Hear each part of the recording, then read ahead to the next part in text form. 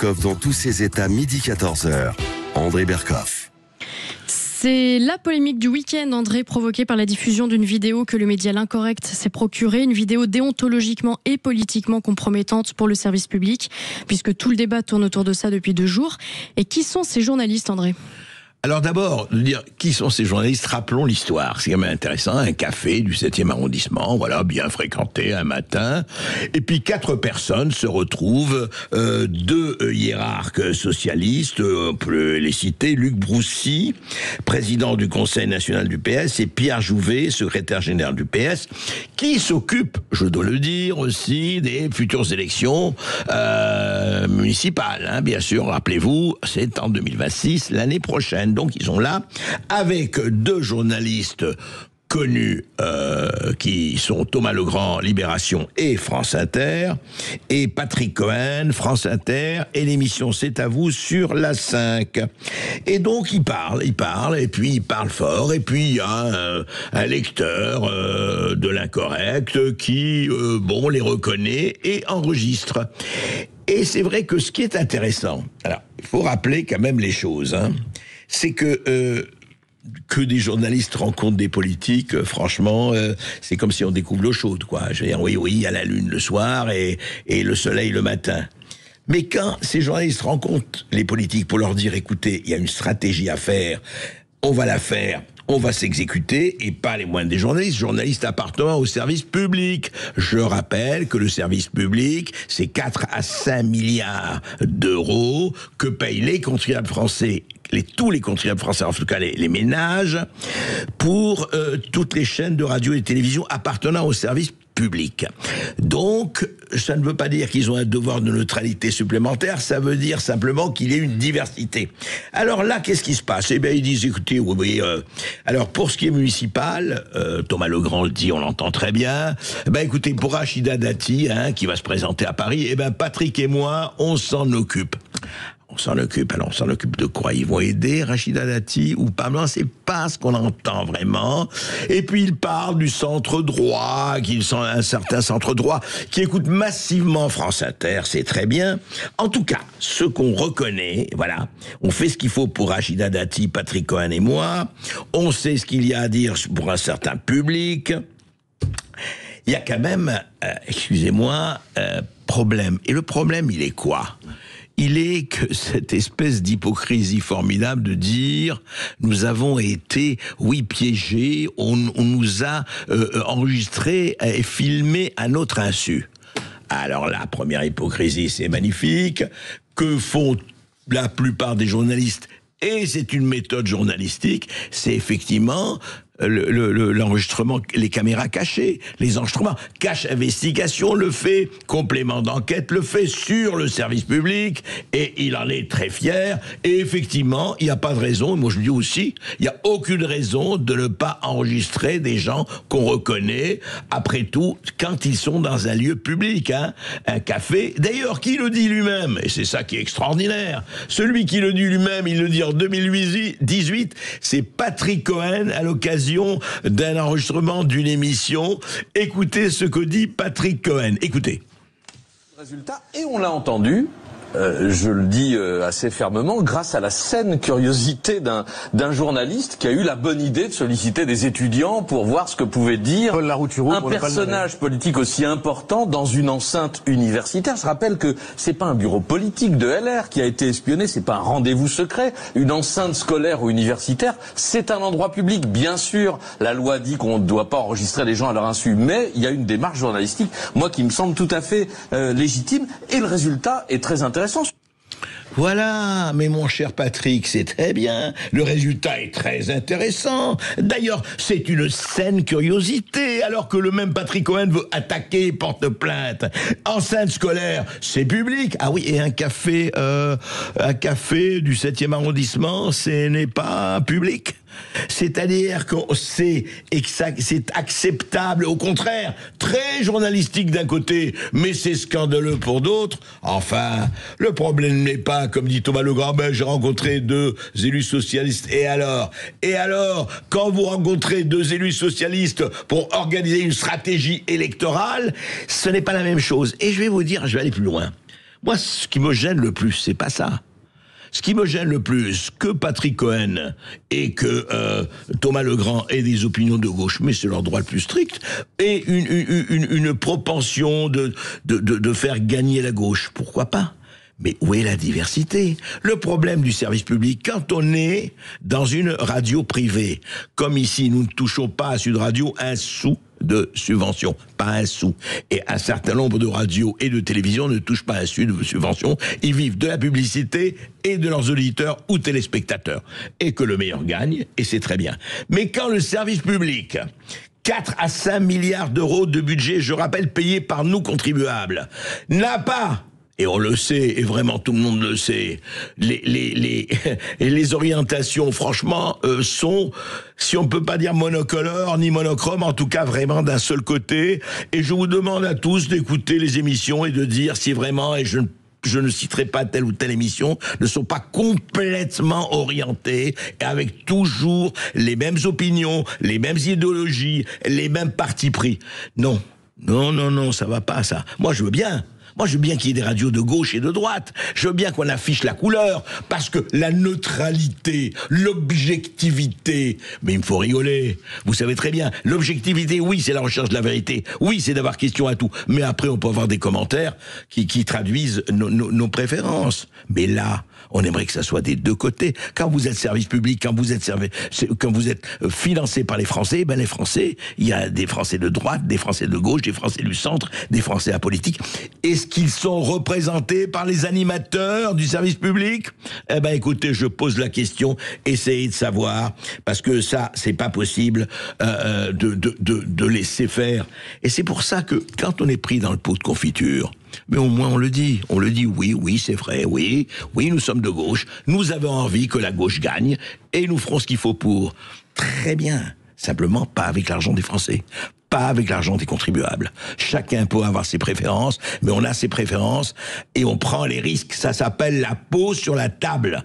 Sinon, c'est beaucoup trop facile, beaucoup trop hypocrite, et vraiment, bon appétit, messieurs, aux journalistes intègres. Alors faites attention quand même de ce point de vue-là, hein. Ça compte.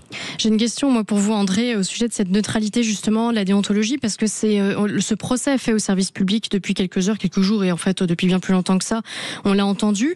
Il y a eu quelques commentaires sur les réseaux sociaux. Je ne sais pas si ça représente la majorité de nos auditeurs qui se posent peut-être la question, oui. Mais est-ce que ce procès, on ne pourrait pas le faire à tous les médias ? Il y a des médias d'opinion, il y a des médias qui sont d'opinion, mais qui ne veulent pas l'assumer, par exemple. Je ne vais pas les citer, vous pourriez les citer si vous le souhaitez.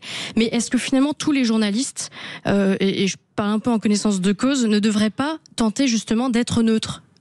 Alors, les journalistes devraient tenter d'être neutres, mais je dirais ça autrement, Maud. C'est pas tenter d'être neutre, c'est de présenter les faits. Les journalistes, c'est toujours pareil. Ils doivent être honnêtes. Et l'honnêteté, c'est une vertu à partager, surtout quand on est au journaliste. Je rappelle l'ancêtre Albert Londres qui disait la plume dans la plaie. Il faut sortir les choses, et on peut les sortir par caméra cachée, on peut les sortir par journalisme déguisé. Les plus belles enquêtes, souvent, elles sont faites par des gens qui ne se font pas passer pour journalistes. Et ce n'est pas malhonnête, au contraire, parce que s'ils se faisaient passer pour journalistes, ils n'auraient jamais une seule source, on les regarderait, on les donnerait pas. C'est ce que fait Mediapart, et Mediapart fait beaucoup de choses en caméra cachée, mais c'est ce qu'a fait le Canard enchaîné, c'est ce qu'a fait aussi, enfin, on prend des renseignements de partout. La neutralité, Maud, franchement, la neutralité, c'est très très compliqué. Il faut pas être neutre, il faut être simplement honnête. Si par exemple on s'est trompé sur une information, on a véhiculé une information, et Dieu sait s'il y a des fake news qui sont véhiculées, au moins ayons à un moment donné, alors là l'honnêteté de le reconnaître, de dire écoutez là-dessus, on peut en parler, sur le Covid, sur les 50 Covid, on pourrait en parler, sur la guerre Russie-Ukraine, et puis sur le climat et d'autres choses. Oui, on s'est trompé, on croyait sincèrement, d'ailleurs, il s'agit pas de dire qu'ils étaient de mauvaise foi. On s'est trompé. Vous entendez beaucoup de gens qui disent on s'est trompé. Vous entendez beaucoup de gens qui disent écoutez, on a fait l'enquête et puis après on s'est aperçu que c'était pas ça du tout. Vous voyez beaucoup d'autocritique. Et ben ça c'est embêtant. Moi ce qui m'embête le plus, c'est ça. C'est pas la neutralité, c'est pas l'objectivité dont on fait une étiquette pour cacher beaucoup d'autres choses. C'est de ne pas reconnaître quand on s'est trompé. Tout le monde peut se tromper, tout le monde, mais reconnaissons-le. Je crois que c'est ça le début du journalisme, et de ne pas faire les vierges effarouchées quand on vous prend les mains dans le pot de confiture. Bon, si vous aussi, chers auditeurs, cette polémique vous a touché ou choqué, n'hésitez pas à appeler le 0800 26 300 300 pour nous donner votre opinion. Sud Radio, Berkov dans tous ses états. Pendant ce temps, le gouvernement se prépare aux manifestations du 10 septembre, mercredi, et tandis que Bruno Retailleau, le ministre de l'Intérieur, tente de décourager les émeutiers, Bercy a décidé d'anticiper l'envoi des factures de réparation, parce qu'il risque d'y avoir de la casse. Sauf que ces factures, André, pourraient bien se retrouver dans votre boîte aux lettres. Oui, alors là aussi, franchement, il y a de quoi... les bras m'en tombent. C'est-à-dire, voilà, donc, il y a le 10 septembre, vous savez, c'est dans 2 jours, on s'attend à des manifestations violentes, on n'en sait rien, bon voilà. Alors, que fait le gouvernement? Il s'interroge sur la mise en place d'un fonds pour maintenir la couverture des collectivités face au risque des dégâts causés par les casseurs. Je rappelle que l'été 2023, après la mort du jeune Naël à Nanterre, suite à un refus d'obtempérer, il y a eu 5 nuits de violence, de nombreuses voitures brûlées et une addition salée, 800 millions d'euros, près du milliard d'euros, selon France Assureurs. Alors ils se disent, oui mais c'est pas possible, comment on peut pas continuer comme ça. Alors on va financer un fonds émeute. Ah ben très bien, un fonds émeute, d'accord. Alors voilà, il faut un fonds qui serait garanti par l'État afin de couvrir jusqu'à 775 millions d'euros de dégâts par an. Vous voyez, ils prennent la jurisprudence Naël pour dire ça. Sauf que, alors là, ça devient très intéressant, Bercy envisage la création de cette surprime collectée sur les contrats d'assurance habitation des Français. C'est-à-dire, le montant moyen correspondra à 5% de la prime d'assurance. Pour résumer, tout le monde devrait donc payer pour les émeutes, tout le monde, à commencer par les contribuables nets qui n'y sont pour rien. Parce que l'article L211-10 du Code de la sécurité intérieure, Maud, l'État est civilement responsable des dommages résultant d'attroupements, rassemblements violents. Sauf que dans ce cas, qui paye l'État? Ben nous. Que l'État est financé par qui? Par nous. L'État, c'est nous. C'est-à-dire qu'ils vont nous demander que si telle ou telle minorité, ou telle faction, ou tel groupe casse, pille, fait des dégâts, eh écoutez, voilà, tous les Français doivent payer. Oui, c'est terrible, mais c'est comme ça. On n'a pas pu empêcher ça, n'est-ce pas? Donc vous allez payer. Mais ça va pas, non? Ça va pas la tête, un peu? Eh ben, faites payer les gens qui ont pillé, cassé, faites payer leurs familles, faites payer les gens qui ont laissé faire, faites payer les coupables, sanctionnez les coupables. C'est hallucinant qu'on puisse même penser à faire payer tous les Français pour des dégâts et le bordel mis par une partie des gens, par une certaine faction des gens. Non mais, on est où là? On est où? Encore une fois, échappatoire. C'est pas nous n'y sommes pour rien. Nous sommes incapables de gérer les émeutes. Nous sommes incapables de tout ça. Et ben voilà, à vous de payer. Non. C'est pas comme ça que c'est comme ça que ça doit se passer. Ou alors, dites-nous qu'on est dans une république bananière. Comme ça, on est fixé. Sud Radio Berkov dans tous ses états, midi 14h. André Berkov. Bon, l'affaire Cohen-Legrand fait réagir, André. On a Franck qui nous appelle de Valence. Bonjour Franck. Bonjour Franck. Bonjour André Berkov, bonjour. Alors, et d'abord, merci Monsieur Berkov pour tout ce que vous faites, pour votre franc-parler et l'efficacité de votre émission. Merci à vous Franck. Alors, par rapport à cette affaire-là, bien écoutez, de ce qui secoue quand même le Landerneau depuis 2-3 jours, écoutez, ma position est la suivante. Un journaliste a été mis à pied et Monsieur Patrick Cohen continue allègrement de pouvoir se présenter dans les médias. Il sera ce soir à C'est à vous, je crois, dans l'émission où il participe régulièrement. Alors, je considère qu'il aurait dû être à minima mis à pied également, et je vais vous dire, je considère aussi, et c'est pas nouveau, que Monsieur Patrick Cohen est désormais le porte-parole du Parti socialiste dans les médias. C'est officiel depuis cette affaire. Oui, vous dites que Patrick Cohen comme Thomas Legrand ont pris parti de ce point de vue-là. complètement. Ouais. Complètement, il n'y a pas d'ambiguïté possible. Alors c'est vrai que ça a été fait à leur insu, mais vous avez précisé les choses de manière très claire concernant le journalisme et les choses que pouvaient sortir les journalistes, en particulier dans la presse, avec les caméras cachées, avec les différents informations. Tout à fait, et je vous rejoins, parce que sinon on ne pourrait pas sortir des affaires. Mais là c'est une infamie ce qui se passe. Mais je ne comprends pas qu'il y ait d'ailleurs pas plus de réaction que ça, parce que, comme vous l'avez dit, M. Berkoff, c'est le service public, payé par l'impôt des Français, les impôts des Français, et cette personne-là, M. Patrick Cohen, c'est pas nouveau, il fait des sorties toutes les semaines, et il continue impunément. Ce soir, il va faire, permettez-moi, ça n'engage que moi, il va faire le beau sur France Télévisions, sur C'est à vous, avec des beaux discours, avec des belles propagandes, parce que je crois que le mot a un sens maintenant par rapport à cette position, et puis de la philosophie, et surtout, il va se présenter en donneur de leçons permanents, ce qu'il fait constamment. C'est inadmissible, c'est insupportable, il est temps que les choses bougent, mais après, une fois que je vous ai dit ça, je reste à mon humble niveau de citoyen, tout simplement. Non, mais je crois que vous exprimez une opinion de citoyen, une opinion. Mais vous savez, moi, la chose que je dis, c'est qu'on fait un service public. D'abord, moi, je vais vous donner mon opinion qui n'engage que moi. Je trouve hallucinant que le service public ait cette dimension. Je vais vous dire, moi je crois que idéalement, il faudrait qu'il y ait une chaîne du gouvernement. Et pourquoi pas? Et c'est très bien, le gouvernement dirige la France, il dit voilà, c'est la chaîne gouvernementale. Mais qu'il y ait 10 chaînes, 5 stations radio, etc. Et qu'il n'y ait pas de diversité, parce qu'il parle de diversité tout le temps, mais il ne la pratique jamais. Encore une fois, je demande, et j'ai demandé, et j'en ai parlé, citez-moi respectivement les animateurs du service public qui se proclament d'ailleurs à gauche ou en tout cas et les autres qui seraient libéraux ou à droite. Je dis même pas de extrême, hein. Je ne parle pas d'extrême, je parle à droite. Alors attendez, les Français, vous représentez la diversité des Français, et à ce moment-là vous répartissez les émissions en fonction de cette diversité, ou alors vous nous racontez n'importe quoi, et c'est ce qu'on appelle Tartuffe au micro ou à l'écran. Tout à fait, complètement. Voilà. Merci en tout cas. Merci de votre indignation. Sud Radio, Berkoff dans tous ses états. Une autre indignation, malheureusement une vidéo qui circule sur les réseaux depuis quelques jours dans laquelle un commerçant, porte de la Villette à Paris, raconte l'agression dont il a été victime, et vous n'êtes pas au bout de vos peines. Écoutez. On est à Porte de la Villette et ici les commerçants n'en peuvent plus à cause des toxicomanes. C'est toute la journée, voilà, ils viennent, il y a des agressions, les clients n'osent plus venir, et on va vous montrer la réalité, ce qui se passe vraiment Porte de la Villette. Je tenais à peine debout, je l'ai empêché de rentrer dans l'établissement et il commençait à s'énerver, et à un moment donné, je l'ai pas vu venir, il m'a taclé. Donc il m'a poussé et moi je suis tombé là. Et ma tête est heurtée sur le bitume. Je suis rentré dans l'établissement, j'ai pris lacrymogène, je l'ai gazé. Et derrière, j'ai appelé tout de suite 17. Donc les forces de l'ordre, ils sont intervenus et ils m'ont embarqué. Et j'étais en garde à vue pendant 22 heures.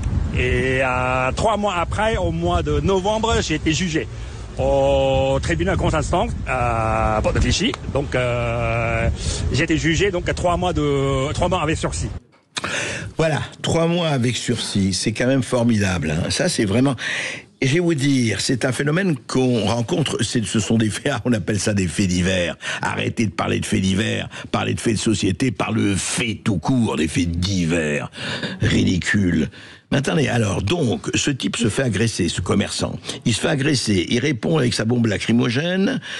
Eh bien, vous n'avez pas le droit de porter une bombe lacrymogène sur vous à moins d'un motif légitime. Et oui, quand on vous aura cassé la gueule et laissé en sang, là, vous aurez le droit d'utiliser votre taser ou votre bombe lacrymogène, sinon attends. Comme quand, et il n'y a pas une, mais 2, 3, 10 jeunes filles qu'on voit sur les réseaux sociaux se faire agresser, et une qui envoie une bombe à poivre ou un taser, etc., eh bien, elles sont arrêtées. Ah oui, mais attendez, vous avez utilisé un taser. Ah non, mais il faut... Mais comment je fais pour me défendre? Comment je fais? Quand quelqu'un chez lui a 3 cambrioleurs qui vient, comme il a fait les arts martiaux, il neutralise l'un, les 2 sont en fuite, il appelle la police vient, mais on lui dit, attendez, oui, mais vous n'auriez pas dû faire justice vous-même. Alors on fait quoi? Si on ne peut pas mettre un policier, et on ne pourra jamais mettre un policier derrière chaque Français agressé, on fait quoi? On attend? Alors on attend d'être, je ne sais pas moi, à l'hôpital pendant 3 mois, ou dans le coma plus ou moins prolongé, pour réagir, c'est ça? Mais ça veut dire quoi, ça? Ça veut dire quoi? Un restaurateur parisien, mais je peux vous en citer des tas, qui a été sermonné par la police parce qu'il a mis un voleur dehors, et on lui a dit: oh mais il faut pas faire justice vous-même. Ah oui, il faut pas faire justice vous-même. Oui, bien sûr, faut pas faire justice, puisque c'est l'État qui a le monopole, on le répète, on le redit, de la violence légitime, et que c'est à la police, à la gendarmerie de protéger la population. Mais quand on voit le nombre d'affaires, le nombre de tabassages, le nombre d'agressions, le nombre de vols, alors on fait quoi? On attend? Mais je vais vous dire le vrai dessin caché de la tapisserie, c'est qu'aujourd'hui, mais qui peut le dire? On pourra jamais le dire, mais nous on le dit. L'État est-il en mesure de protéger sa population, ce qui est le premier des devoirs régaliens? Avec l'économie, etc. Est-ce que l'État peut aujourd'hui protéger sa population? S'il peut, c'est très bien. Sinon, eh bien, qu'il permette aux Français qui se font racketter et autres de se défendre. Ça me paraît la moindre des choses. Si